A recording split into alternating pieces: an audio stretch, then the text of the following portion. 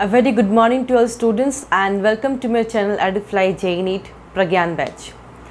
As I have discussed with you all the living world, the first chapter of class 11th, and since I have completed the chapter, so today I am going to revise some interesting questions on the living world. So the living world question discussion, so that you should know whether whatever you have studied you can solve the question or not. After solving these questions, you have to solve any objective book which you have. So let's discuss today's class. The third name in trinomial, it's not binomial, it's trinomial.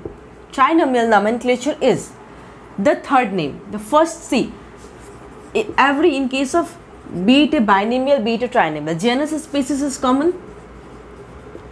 Genus species दोनों होता है, but ट्राइनिमल में क्या होता है, sub species होता है. मैंने आपको नोट्स में लिखाया भी है, आप एक बार नोट्स देखिएगा. जेनस और स्पीसीज सिर्फ बाइनोमियल में होता है, ओके, लेकिन सब स्पीसीज जो है वो ट्राइनिमल नोमेनक्लेचर में इंक्लूड होता है. तो ऑप्शंस देखिए, स्पीसीज ये नहीं है, सब जेनस नहीं है, सब स्पीसीज है, इको टाइप तो नहीं है. Okay, so your answer will be option number C. चलिए देखते हैं next question. Place of keeping and studying dry plants. ड्राई प्लांट्स बोलते साथ ही आपको क्या समझना है, ड्राई प्लांट्स मीन्स जो डेड हो गए हैं, they are not living any more. Okay, तो उसको हम कहाँ स्टडी करते हैं, where we have to place it. Dry plants में क्या था, हर्बेरियम. हर्बेरियम में क्या होता है, ड्राई प्लांट्स को प्रेस्ड करके, उसको ड्राई करके प्रेस करके रखा जाता है ना, herbarium sheets. So your answer will be arboretum is wrong, museum is wrong, museum नहीं होता है, vasculum is wrong, your option will be herbarium. बहुत डायरेक्ट क्वेश्चन है, बहुत इजी क्वेश्चन है, आप सब लोग कर लेंगे. ओके, चलिए देखते हैं next question. So let's see this question, very interesting question. Find out the correct sequence in ascending order. Remember it's ascending order. Ascending order of hierarchy, जब जैसे आपको याद आएगा, remember ascending species to kingdom. Okay, बहुत अच्छे से लिखा है मैंने नोट कॉपी में, species to kingdom. Intermediate you have to remember. Okay, तो देखिए, phylum, class, family, species, order. Phylum तो देखिए किंगडम के ठीक नीचे है, यहाँ फाइलम है, फाइलम यहाँ है ना. नेक्स्ट है species, genus, family, order, class. Species, genus, family, order, class, phylum and then kingdom. So according to that your option will be species, genus, phylum, family, class. गलत है. क्लास बड़ा, class तो बड़ा है, स्पीसीज सबसे छोटा है, इंक्रीजिंग ऑर्डर में बोला, असेंडिंग ऑर्डर में. Okay, next question is first act in taxonomy. Taxonomy का सबसे पहला पार्ट कौन सा होता है, आइडेंटिफिकेशन. अगर आप आइडेंटिफाई ही नहीं करोगे कहाँ से लिए गए हैं, कौन से स्पीसीज है, तो आप आगे टेक्सोनॉमी कैसे बढ़ोगे. उसके बाद क्या होगा, क्लासिफिकेशन आएगा उसका, कि प्लांट है या एनिमल है, उसकी क्लासिफिकेशन होगी. उसके बाद क्या होगा, कैरेक्टराइजेशन होगा उसका. कैरेक्टराइजेशन मतलब उसकी कैरेक्टरिस्टिक्स, कौन सी कैरेक्टरिस्टिक्स फॉलो करती है, कौन सी किंगडम में हमें रखना है. Next is nomenclature. So these are the 4 steps which is helpful in taxonomy. So according to that your option only first act in taxonomy is identification. Okay, description, naming, classification सब बाद में आता है, सबसे पहले आता है identification. Okay, so let's see this question. Which one of the following has least similar characteristics? That means उन दोनों इंडिविजुअल्स की कैरेक्टरिस्टिक्स में सिमिलरिटीज बहुत कम है, मतलब डिससिमिलरिटीज है. तो देखिए, family, class, genus, species. Always remember that chart. Species, genus, family, class, order, class, phylum, then kingdom. Okay, species, genus, family, order, class, phylum, kingdom. Let me see. Okay. Family, order, class. Okay, right. So always you remember कि जब भी आप increasing order में जाओगे, this is the increasing order of hierarchy, जैसे आप ऊपर जाओगे similarities between the individuals decreases. सबसे ज़्यादा सिमिलरिटीज अगर क्वेश्चंस आता है, सबसे ज़्यादा सिमिलरिटीज किस में होगा? स्पेसिस में. जैसे जेनस होगा थोड़ा कमेगा, फैमिली और थोड़ा कमेगा, ऑर्डर और कम होगा, क्लासेस और कम होगा, then phylum the kingdom. Kingdom में सिमिलरिटीज एकदम नहीं होती, बहुत कम. ठीक है, तो इसमें देखिए स्पेसिस सबसे ज़्यादा, तो ये स्पेसिस कट गया, जेनस भी कट गया, फैमिली भी कट गया. फैमिली से ऊपर क्लास है, तो आंसर क्या होगा? क्लास होगा.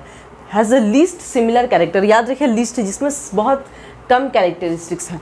If you remember this taxonomic hierarchy, तो आप कोई भी क्वेश्चंस इससे रिलेटेड कर सकते हैं. ओके, इसको याद रखना आपको बहुत ज़रूरी है. चलिए, binomial nomenclature means, binomial nomenclature are given the definitions itself. देखिए see the options. One name given by scientist नहीं, it's a two name given by the scientist. It is genus होता है, स्पेसिस होता है, और एक साइंटिस्ट का नाम होता है at the end. One scientific name consisting of a generic and specific name. ये सही है. साइंटिफिक नेम होता है, that name is known as scientific name of that organism including genus and the species part. Genus species part होता है और उसको क्या कहते हैं? उसका नाम है scientific name of that organism, and that has a generic and specific name. Specific मतलब स्पीसीज नेम एंड जेनरिक मतलब जेनस नेम. ओके, चलिए next option is, this is the right option. Two name one latinized other of a person. Two name गलत. Two names one scientific other local. No, they have always given the scientific name. local name थोड़ी दिए हैं, scientific name ही binomial nomenclature ने दिया है. So according to that your option will be B. Okay, so let's see next question. So let's see this question. Identify from the following the only category that has a real existence. real existence जिसका होता है, phylum नहीं, क्योंकि characteristic similarities decreases हो जाते हैं. जैसे spaces to phylum पहुंचते ही किंगडम सिमिलरिटीज डिक्रीज होती हैं. जिनमें सिमिलरिटी ज़्यादा होगा उसी की रियल एग्जिस्टेंस ज़्यादा होगा. ठीक है, kingdom is wrong, genus is wrong, species will be right, because species में जो क्या होता है सिमिलरिटीज बहुत ज़्यादा होती है, इसलिए इसमें रियल एग्जिस्टेंस बहुत ज़्यादा होता है इन एनी स्पीसीज. चलिए बात करते हैं next question. Maintenance of internal favourable conditions despite changes in external environment. Internal conditions अगर हमारे बॉडी में होते हैं तो उसको क्या कहते हैं? That is a terminology known as homeostasis. बहुत कॉमन टर्मिनोलॉजी, एवरीवन नोज, बहुत कॉमन टर्मिनोलॉजी है ये. और एंथैल्पी, एंट्रोपी और स्टेडिसिटी, ये सारे थर्मोडायनेमिक्स के टर्म्स हैं. I hope you all have studied thermodynamics in physics and chemistry. So this three terminology is used in thermodynamics, and this is the homeostasis. This terminology is used to maintain the internal favorable condition of any species or in environment. Okay, so let's see next question. So let's see this question. Pesticides used in the preparation of herbarium, that is herbarium sheets you can say. कौन से pesticides use करते हैं? इसलिए use करते हैं ताकि वह herbarium जो है वो ख़राब ना हो, फंगस ना लग जाए. 2,4-D and AA, mercury chloride and carbon disulphide, ये सब तो है नहीं, डायरेक्ट क्वेश्चन है. 2% of mercury chloride is spread on that herbarium sheets ताकि वो प्रिजर्व रह सके, उस पर कोई fungus any type of infections ना हो. Okay, taxonomic hierarchy refers to stepwise arrangement of all categories for classification of plants and animals. See the next option. A group of senior taxonomists who decide nomenclature of plants and animals. नहीं. A list of botanists or zoologists who have worked on taxonomy of a species or group. ये भी गलत. Classification of species based on fossil record. ये भी गलत. But direct question ये taxonomic hierarchy के ऊपर.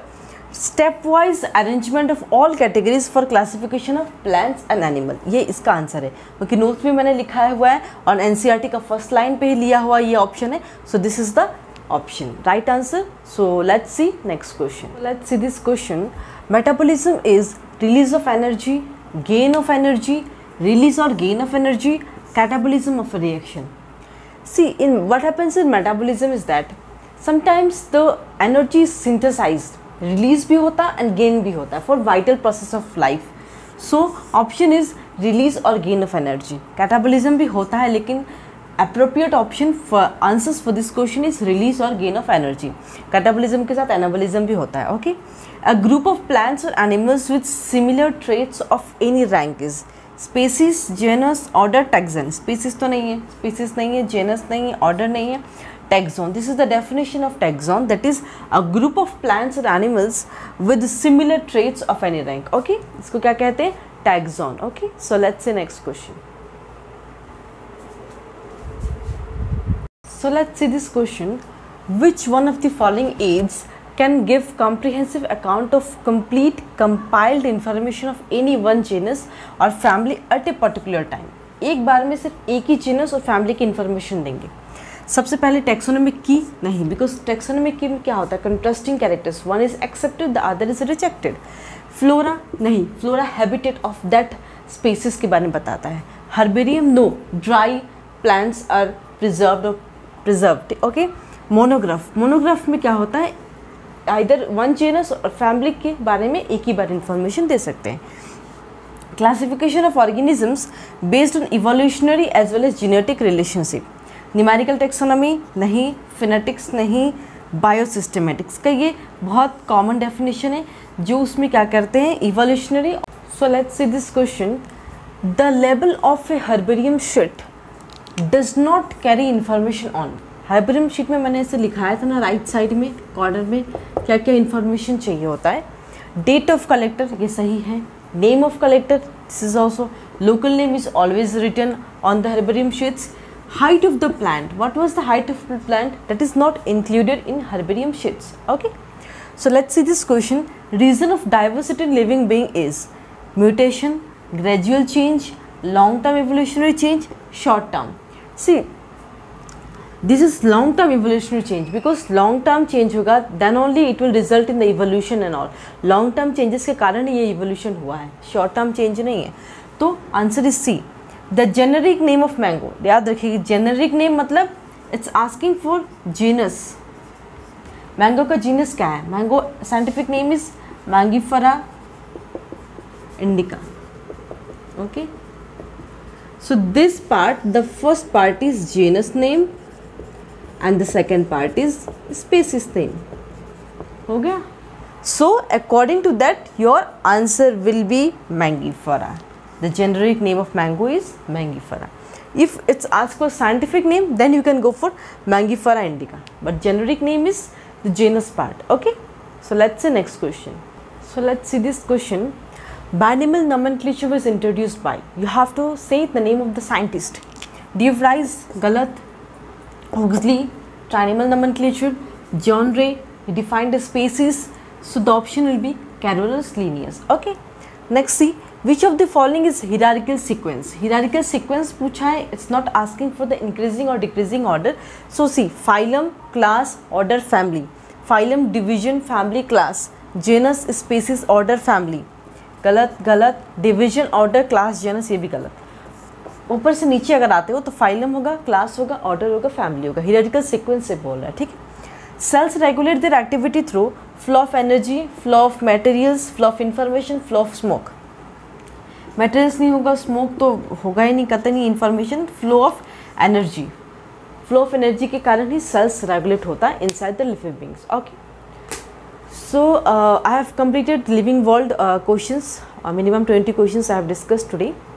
If you have any doubts regarding any questions, just comment me in the comment section. You can WhatsApp me, you can email me, wherever you want, and also revise more questions as much as you can, and revise the notes. Study NCERT once, twice, जितने बार हो सके उतने बार पढ़िए. Okay, so with this I'll conclude my class today. Thank you so much.